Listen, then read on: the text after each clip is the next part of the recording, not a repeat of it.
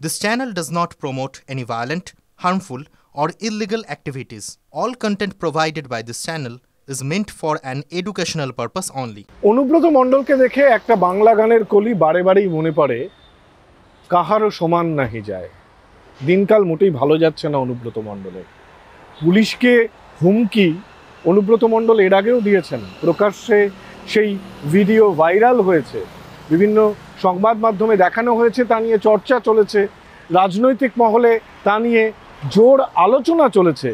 কিন্তু তার নেত্রী, তার পার্টি তার উপর আস্থা রেখেছিলেন এবং প্রতিটি নির্বাচনে ভালো ফল উপহার দিয়েছেন, ভালো ফলাফল উপহার দিয়েছেন পার্টিকে অনুব্রত মণ্ডল।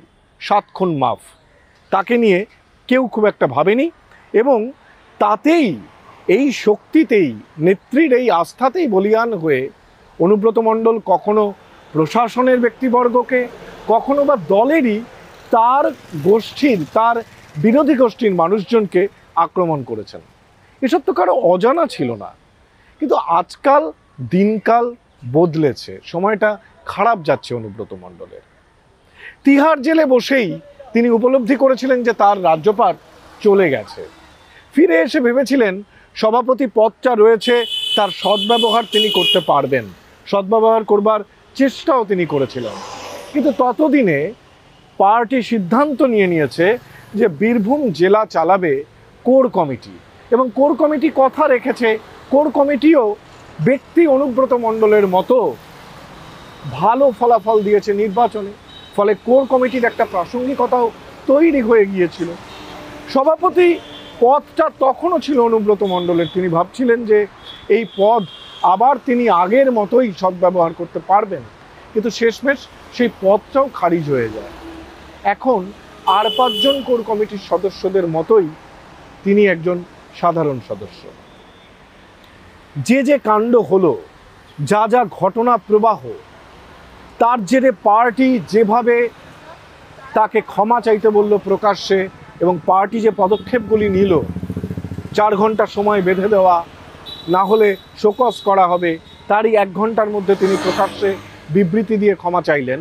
এই ঘটনা প্রবাহের দিকে নজর রাখলে একটা প্রশ্নই কিন্তু এখন উঠে আসছে, শেষ সম্বল রক্ষা করতে পারবেন তো বীরভূমের একদা বেতাজ বাদশা?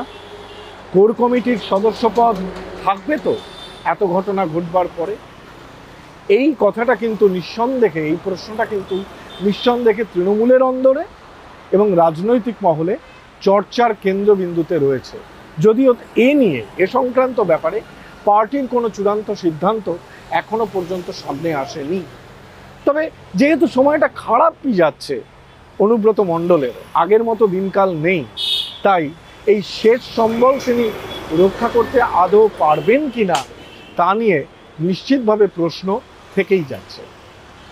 পুলিশকে হুমকি জানিয়ে এত শোরগোল, এটা শুধু পুলিশকে হুমকি নয়, পুলিশের পরিবারকে তুলে হুমকি, পুলিশের পরিবারের সদস্যদের আক্রমণ। এর আগে পুলিশকে হুমকি তিনি দিয়েছেন, বোমা মেলে চুরমার করে দেবেন, এই কথাও তিনি বলেছেন। কিন্তু কোনোদিন তাদের পরিবারের সদস্যদের নিয়ে এরকম কোনো মন্তব্য কিন্তু করতে শোনা যায়নি অনুব্রত মণ্ডলকে। এটা খুব গুরুতর বিষয়। তার কারণ তৃণমূল কংগ্রেস দাবি করে যে নারী সুরক্ষা তারাই দিয়েছেন, নারী স্বার্থ তারাই দেখেন, এবং নির্বাচনে মহিলাদের একটা বড় অংশ তাদেরকে সমর্থন জানান। বহু ঘাত প্রতিঘাত এই মহিলাদের সমর্থনেই কিন্তু তারা বৈতরণী পার হন।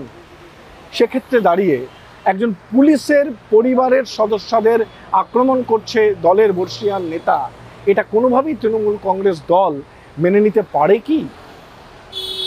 মেনে যে নিতে পারে না, তা তড়িঘড়ি বিভিন্ন পদক্ষেপ নেওয়ার মধ্যে দিয়ে কিন্তু স্পষ্ট হয়েছে। এটা যদি মেনে নেয় তৃণমূল কংগ্রেস, তাহলে কোথাও কিন্তু রাজ্যের যে মহিলারা তৃণমূল কংগ্রেসকে ভোট দেন তাদের প্রতিও অবিচার করবে পার্টি। সেই জায়গা থেকেই কিন্তু একেবারে রেয়াত করা হয়নি অনুব্রত মণ্ডলকে। পাশাপাশি একজন কর্তব্যরত পুলিশ, মুখ্যমন্ত্রী নিজে স্বরাষ্ট্রমন্ত্রী, পুলিশ মন্ত্রী, তার ফোর্সকে অপমান করছে তারই দলের একজন নেতা, এটাও মুখ্যমন্ত্রীর অপমান, তার দপ্তরের অপমান, ফোর্সের অপমান, সব মিলিয়ে বেশ ভালো রকম বিপাকেই পড়েছেন বীরভূমের একদা বেতাজ বাদশা। শেষ সম্বল হিসেবে তার দীর্ঘ লড়াই, আন্দোলন এবং দলে তার যে কন্ট্রিবিউশন, সে কথাকে মনে রেখে তাকে কোর কমিটির সদস্য পদে রাখা হয়েছিল। কিন্তু এবার প্রশ্ন, এই ঘটনা প্রবাহের পর এই কোর কমিটির সদস্য পদ আদৌ থাকবে তো অনুব্রত মণ্ডলের?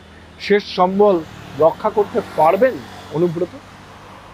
ক্যামেরায় তুষার ঘটকের সঙ্গে সৌরভ গুহ, TV9 বাংলা, কলকাতা।